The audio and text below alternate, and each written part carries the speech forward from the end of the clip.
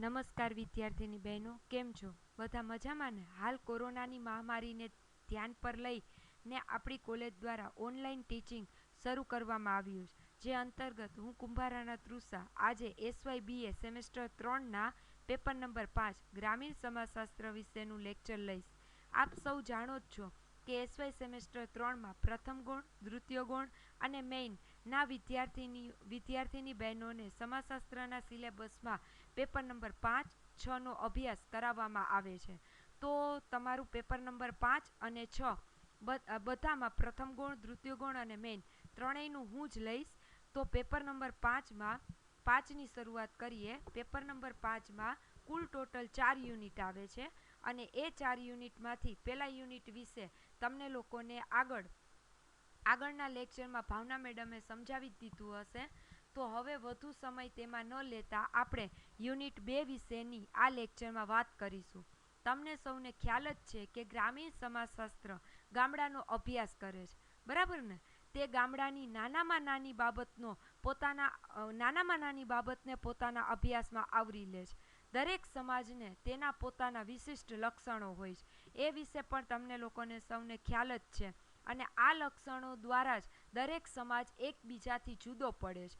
તો આ યુનિટમાં આપણે અહીંયા ગ્રામીણ સમાજના જે વિશિષ્ટ લક્ષણો છે તેના વિશેની વાત કરવાની છે. સૌપ્રથમ તો આપણે અહીંયા તેની પૂર્વ ભૂમિકા જોવાની છે કે ગ્રામીણ સમાજ છે તેના વિશિષ્ટ લક્ષણો કયા કયા છે, કઈ રીતના ગ્રામીણ સમાજ નગર સમુદાય અને આદિવાસી સમુદાયથી અલગ જુદો પડે છે. તો સૌથી પહેલાં તો આપણે તેની પૂર્વ ભૂમિકા જોવાની છે. ત્યાર પછી ગ્રામીણ સમાજમાં જ્ઞાતિનું સ્વરૂપ તમને લોકોને કેવા પ્રકારનું જોવા મળે છે તેના વિશેનો અભ્યાસ આ યુનિટમાં તમને કરવા માટે આપવામાં આવેલો છે. એના પછી આપણે જોવાનું છે કે ગ્રામીણ સમાજમાં કુટુંબનું માળખું છે તે કેવા પ્રકારનું જોવા મળે છે. ત્યારબાદ આપણે જોવાનું છે કે ગ્રામીણ સમાજમાં લગ્નનું જે સ્વરૂપ છે અને તેમાં જે પરિવર્તનો આવી રહ્યા છે તે કઈ રીતના છે અને કેવા પ્રકારનું સ્વરૂપ છે તે જોવા મળે છે તેના વિશેની વાત કરવાની છે. અને છેલ્લે ગ્રામીણ સમાજમાં સ્ત્રીઓનો દરજ્જો કેવો છે તેના વિશેની વાત કરવાની છે. અને ત્યારબાદ સાવ છેલ્લે ઉપસાર એટલે કે આખા જે યુનિટ છે તે યુનિટનો સાર શું છે, શું કહેવા માંગે છે, કઈ રીતના આ લક્ષણોને સમજવા જોઈએ અને કઈ રીતના તમે લોકો આ લક્ષણોને સમજ્યા તેના વિશેની વાત તમારે ઉપસારમાં કરવાની છે. તો આટલા મુદ્દાઓ સાથે તમારું આ બીજું યુનિટ છે તે શરૂ આપણે કરીએ. તો તેમાં સૌથી પહેલાં તો આપણે આખા યુનિટની પૂર્વ ભૂમિકા જોઈએ, પ્રસ્તાવના જોઈએ કે ભારતીય સમાજ છે તે વિભિન્ન સમાજોનો બનેલો સમુદાય છે. એમાંય ખાસ કરીને ગ્રામીણ, શહેરી અને આદિવાસી આ 3 સમાજ તમને લોકોને ભારતીય સમાજમાં જોવા મળે છે. આદિવાસીનું પણ તમે લોકો આ SYBAના જે મેઇન વિદ્યાર્થીની બહેનો છે તે લોકો પેપર આખું અલગથી એટલે કે આદિવાસી સમાજ કોને કહેવાય તેના વિશેનો પરિચય એ પેપરમાં મેળવી રહ્યા છે. તમારે અહીંયા ગ્રામીણ સમાજ અને નગર સમાજની વચ્ચે શું તફાવત, શું સામ્યતા, શું તુલના કરવામાં આવેલી છે તેના વિશેની પણ વાત કરવાની છે, જે તમે આગળના યુનિટમાં કરી ગયા છો.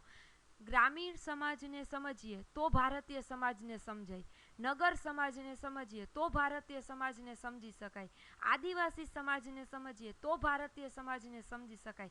આ રીતના આપણે કહી શકીએ કે એક પણ સમાજને સમજ્યા વગર આપણે ભારતીય સમાજનો પૂરો પરિચય મેળવવો અશક્ય છે. એટલે ગ્રામીણ સમાજ, નગર સમાજ અને આદિવાસી સમાજ ત્રણેય સમાજને સમજવા એક સમાજશાસ્ત્રીય વિદ્યાર્થી તરીકે તમારા માટે બહુ અગત્યના છે.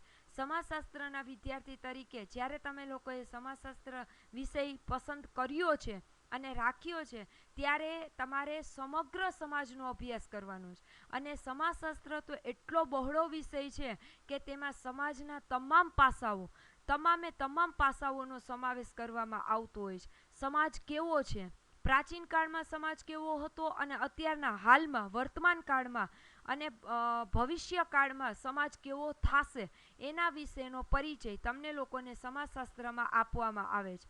સમાજશાસ્ત્ર માનવીનો ભૂતકાળ તપાસે છે, માનવીનો વર્તમાન જોવે છે અને માનવીનું ભવિષ્યનું કથન પણ સમાજશાસ્ત્ર છે તે કરે છે. સમાજશાસ્ત્ર ખૂબ ખૂબ વિશાળ વિષય છે.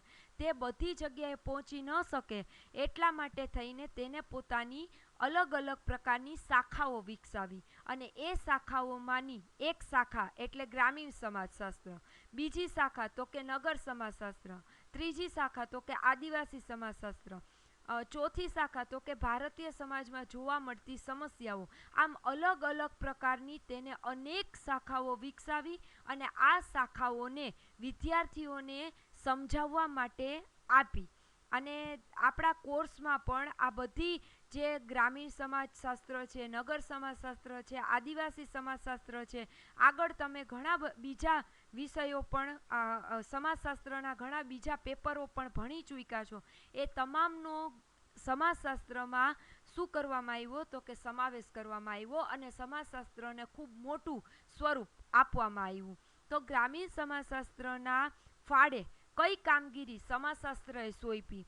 તો ગ્રામીણ સમાજશાસ્ત્રના ફાળે સમાજશાસ્ત્રના જે વ્યક્તિઓ હતા, જે તજજ્ઞો હતા, તેને ગ્રામીણ સમાજશાસ્ત્રને વિકસાવવા માટે ગામડાને પોતાના કેન્દ્ર બિંદુમાં રાખ્યું. ગામડું કોને કહેવાય? ગામડામાં રહેતા લોકોનું જીવન નગર સમાજના લોકો કરતાં કઈ રીતના અલગ છે? તમને ખ્યાલ જ છે કે આ બધા સમાજ માનવીના બનેલા છે. તેમ છતાં દરેક માનવી વચ્ચે સમાજમાં જોવા મળતા તફાવતોના પરિણામે તે લોકોની જીવનશૈલીમાં પણ તફાવત જોવા મળે છે. તો આ જીવનશૈલીમાં જે તફાવતો છે એ કોના કારણે જોવા મળે છે તેને સમજવા માટે આપણે બધા સમાજોના લક્ષણોને સમજવા પડે. આગલા યુનિટમાં તમે લોકો સમજી જ ગયા છો કે ગ્રામીણ સમાજ નગર સમાજથી કઈ રીતના અલગ પડે છે. આ અલગ પડે છે, આ બંને સમાજ વચ્ચે ભિન્નતા છે, તેને સમજવા માટે તમારે ગ્રામીણ સમાજ અને શહેરી સમાજ આ બંનેના વિશિષ્ટ લક્ષણો છે તેને સમજવા જરૂરી બને છે. તો અહીંયા આપણે સૌ પ્રથમ ગ્રામીણ સમાજમાં જ્ઞાતિને સમજીએ. તો સૌ પ્રથમ આપણે સમજીએ છીએ કે ગ્રામીણ સમાજમાં જ્ઞાતિ છે તે કોને કહેવાય, એટલે કે તેની પૂર્વ ભૂમિકા શું છે, જ્ઞાતિનો અર્થ, જ્ઞાતિ કોને કહેવાય તેના વિશેની વિદ્વાનોએ આપેલી વ્યાખ્યાઓ, જ્ઞાતિના લક્ષણો અને જ્ઞાતિના વિભિન્ન પાસાઓ, કયા કયા વિભિન્ન પાસાઓનો સમાવેશ આ યુનિટમાં કરવામાં આવ્યો છે તેના વિશેની આપણે અહીંયા વાત કરીશું. તો સૌ પ્રથમ આપણે જોઈએ તેની પ્રસ્તાવના. ગ્રામીણ સમુદાયમાં જ્ઞાતિ સમાનતા અને અસમાનતાના પાયા ઉપર વિસ્તરેલી જોવા મળે છે. તમને ખ્યાલ જ છે કે બધા સમાજોમાં જ્ઞાતિ એક એવું પરિબળ છે કે જે અસ્તિત્વ ધરાવતું જ હોય છે. તમારી પોતાની પણ એક અલગ જ્ઞાતિ હોય છે જે બીજી જ્ઞાતિ કરતાં કંઈક દરજ્જામાં, કંઈક વ્યવસાયમાં બધી રીતના અલગતા ધરાવતી હોય છે. ભલે આપણે એમ કહીએ કે અત્યારનો સમાજ છે તે બદલ્યો છે, અત્યારના પરિવર્તને ખૂબ જ વેગ પકડ્યો છે અને અત્યારના જે સદી છે એ સદી પ્રમાણે પરિવર્તનનો વેગ ઉપર ને ઉપર વધતો જ જાય છે. પણ તેમ છતાં જ્ઞાતિની જે પકડ છે તે હજી અમુક સમાજોમાં જે આપણે કહી શકીએ કે પહેલાંના સમયમાં જેવી હતી એવી જ અત્યારના પણ જોવા મળે છે. ગ્રામીણ સમુદાયના સામાજિક પીઠબળ તરીકે જ્ઞાતિ એક અગત્યનું સ્થાન ધરાવે છે. ગ્રામીણ સમાજમાં વ્યક્તિગત અને સામુદાયિક જીવનના ક્ષેત્રમાં પણ જ્ઞાતિ એક અગત્યનું પરિબળ તરીકે ભાગ ભજવતું આપણને જોવા મળે છે. આમ જ્ઞાતિ એ ગ્રામીણ સમાજનું એક અગત્યનું લક્ષણ છે. તો સૌથી પહેલાં તો આપણે જ્ઞાતિ કોને કહેવાય અને તેનો અર્થ શું છે તે જોશું. ત્યારબાદ જ્ઞાતિના લક્ષણો કોને કહેવાય અને ત્યાર પછી જ્ઞાતિના વિભિન્ન પાસાઓ શું છે તેના વિશેની આપણે અહીંયા સમજૂતી મેળવીશું. તો સૌથી પહેલાં જોઈએ જ્ઞાતિનો અર્થ કે જ્ઞાતિ એટલે શું. તો શ્રીનિવાસ કહે છે કે જ્ઞાતિ એક વંશ પરંપરાગત એટલે શું કે જે વંશ, આપણો જે વંશ હોય છે, આપણા દાદા પરદાદા ત્યારથી આપણને મળેલો વારસો, તો તેને કહેવાય વંશ પરંપરાગત રીતના આપણને જ્ઞાતિનો દરજ્જો મળે છે. આંતરલગ્ન પ્રથા ધરાવતું જૂથ એટલે કે જ્ઞાતિના એક જ્ઞાતિ જ્ઞાતિની અંદર વસવાટ કરતા લોકો પોતાની પેટા જ્ઞાતિની સાથે અંતરલગ્ન પ્રથા ધરાવતું જૂથ ધરાવતા હોય છે. સામાન્ય રીતે એક જ સ્થળે તમને આ જૂથ છે તે વસવાટ કરતું જોવા મળે છે. તમે જોઈ શકો કે અમુક એરિયા, અમુક જગ્યા એવી હોય છે કે ત્યાં તમને એક જ જ્ઞાતિના લોકો વસવાટ કરતા જોવા મળતા હોય છે, જેનો વ્યવસાય પણ કેવો હોય છે, એક જ હોય છે. અને એ વ્યવસાય એટલે કેવો, તો કે જે પરંપરાગત રીતના ચાલતો વ્યવસાય હોય છે તે. દાખલા તરીકે હું તમને એમ કહું કે મોચીનો દીકરો છે તે મોચી કામ એને શીખવવું પડતું નથી, એને એની પોતાની જાતે જ આવડી જતું હોય છે, કારણ કે તેને જ્ઞાતિના વંશ પરંપરાગત રીતના તેને આ મોચીનો વ્યવસાય છે તે મળેલો હોય છે. તેનો કોઈ પ્રકારની ટ્રેનિંગ એને લેવી પડતી નથી. તો આવી જે બાબતો તમને જોવા મળતી હોય એવી જે પરિસ્થિતિ છે તેને કહેવામાં આવે છે જ્ઞાતિ. આગળ શ્રીનિવાસ એમ કહે છે કે દરેક જ્ઞાતિ છે તેને પોતાનું એક નિશ્ચિત સ્થાન હોય છે. તમને ખબર જ હશે કે ઉપલી જ્ઞાતિ, નિમ્ન જ્ઞાતિ, મધ્ય જ્ઞાતિ, આ પ્રકારની. પહેલાં આપણે હતું બ્રાહ્મણ, ક્ષત્રિય, વૈશ્ય અને શૂદ્ર.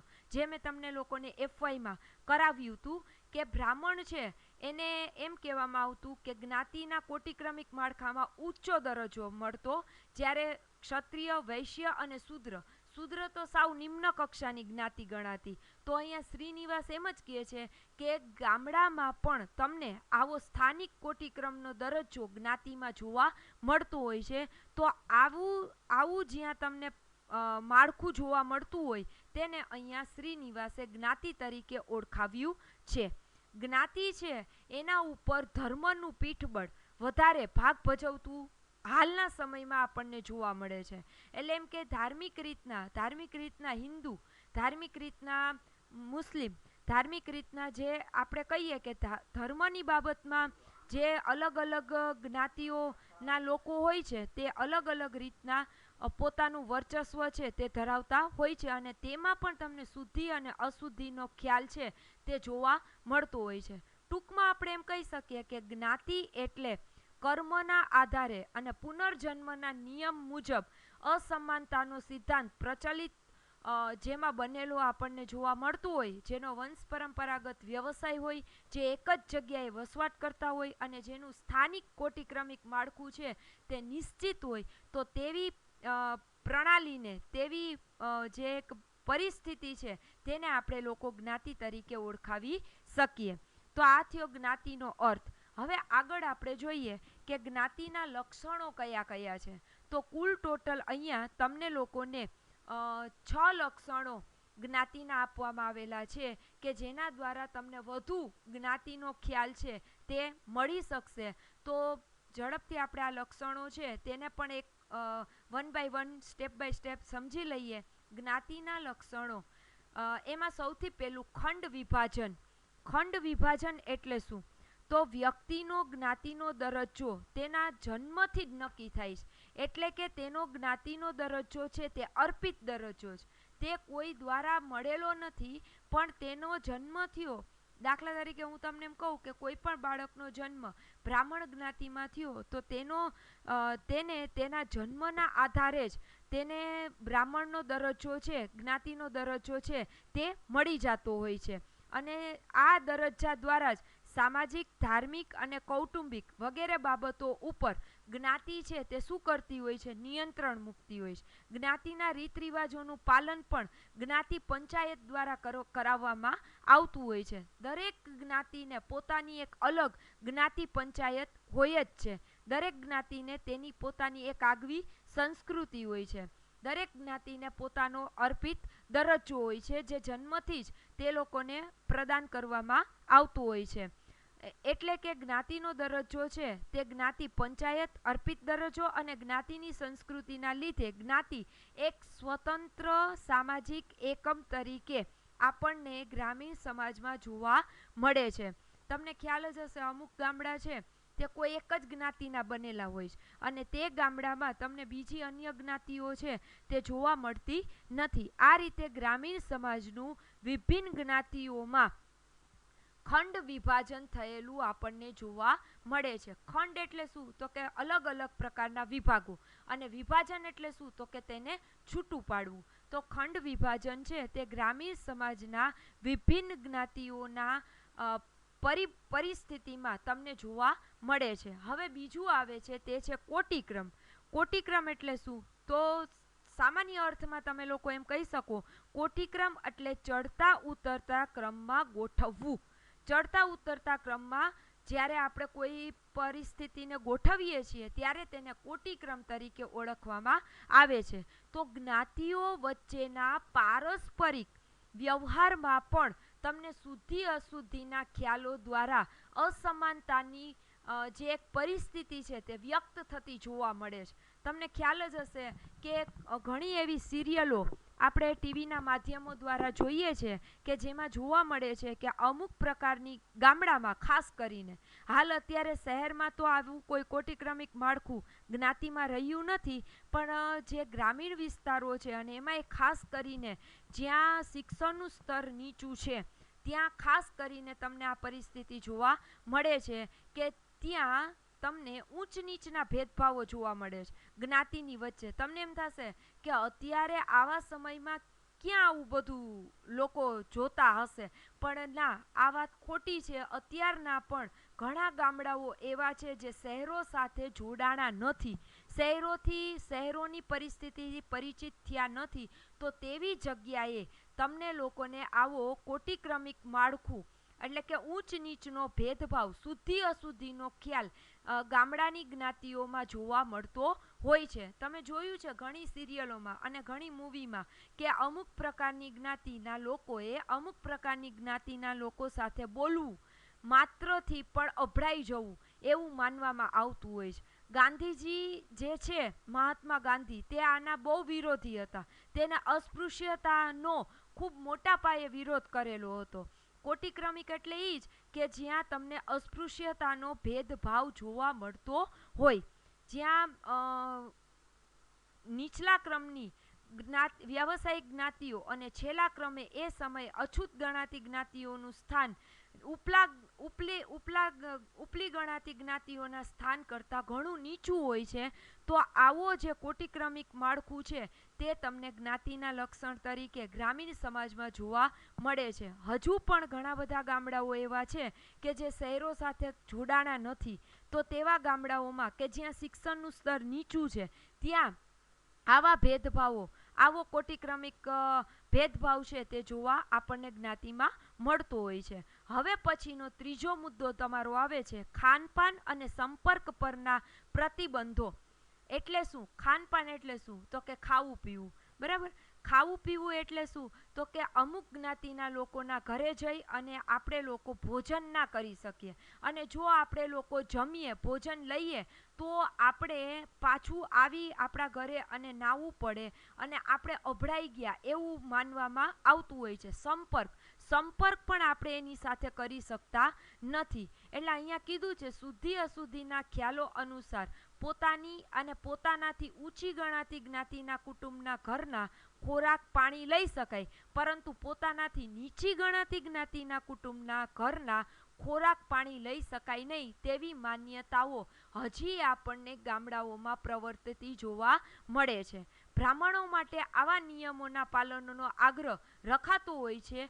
એટલે ખાસ કરીને આ બધી જે નિયમોની વાત છે તે ખાસ કરીને ઉપલી ગણાતી જ્ઞાતિ, અને ઉપલી ગણાતી જ્ઞાતિ એટલે સદીઓથી આપણે જોઈએ છે, વર્ષોથી બ્રાહ્મણ જ્ઞાતિ છે તેને ઉપલી કોટીમાં રાખવામાં આવેલી જ્ઞાતિ તરીકે ઓળખવામાં આવે છે. તો બ્રાહ્મણો માટે આવા નિયમોનું પાલન કરવો એવો આગ્રહ દરેક ગામડાઓમાં રાખવામાં આવતું હોય છે. અમુક જ્ઞાતિના સભ્યોનો સ્પર્શ થતા અભડાઈ જવાય તેમ મનાતું હતું. આવી જ્ઞાતિઓ ગામના છેડે અલગ નિવાસ કરતી આપણને જોવા મળે છે. આવા લોકોને જોવાનું પણ નહીં. સવારના ઉઠી અને આ લોકોને જોવાઈ જાય તો પણ આપણે લોકો અભડાઈ જાય એવું અમુક જ્ઞાતિ ગ્રામીણ સમુદાયમાં આપણને જોવા મળતું હોય છે. તો આ થયું તેનું ત્રીજું લક્ષણ. ચોથું લક્ષણ છે તેની ધાર્મિક અને નાગરિક અધિકારીઓમાં અસમાનતા. એટલે કે બંધારણ અને કાનૂન દ્વારા જ્ઞાતિના ભેદભાવ વિના સર્વને સમાન અધિકાર આપવામાં આવેલો છે. તેમ છતાં પણ અમુક ગ્રામીણ સમાજમાં, અમુક ગામડામાં તમને લોકોને ધાર્મિક અને નાગરિક જે અધિકારો આપવામાં આવેલા છે તેમાં અસમાનતા પ્રવર્તતી જોવા મળે છે. દાખલા તરીકે હું તમને એમ કહું કે નિમ્ન જ્ઞાતિના લોકો છે એ કોઈ મંદિરમાં જઈ શકતા નથી, કોઈ મંદિરમાં જઈ શકતા નથી, અને ઉપલી જ્ઞાતિના લોકો છે તે નિમ્ન જ્ઞાતિના કૂવાઓમાંથી પાણી ભરી શકતા નથી કે તેના ઘરમાં પણ જઈ શકતા નથી. તો આ અસમાનતા કહેવાય કે જે આપણને નાગરિક અને ધાર્મિક સમાનતા મળી છે એના કરતાં કંઈક અલગ પ્રકારની જે આપણે કહીએ ને કે પરંપરા આપણા ગામડાઓમાં પ્રવર્તતી જોવા મળે છે. એની પાછળનું એક કારણ હું તમને એમ કહી શકું કે શુદ્ધિ અશુદ્ધિનો ખ્યાલ છે, લોકોની મેન્ટાલિટી છે, લોકોમાં શિક્ષણનું સ્તર નીચું છે, એટલા માટે આ પ્રકારનું જે વર્તન છે તે આપણને ગામડામાં થતું જોવા મળે છે. ત્યારબાદ આવે છે વંશાનુગત વ્યવસાય, એટલે કે દરેક જ્ઞાતિ છે તેને પોતાનો અમુક પ્રકારનો વંશ પરંપરાથી ચાલ્યો આવતો વ્યવસાય આપણને જોવા મળતો હોય છે. આ વ્યવસાયિક દરજ્જો છે તે અર્પિત દરજ્જો છે.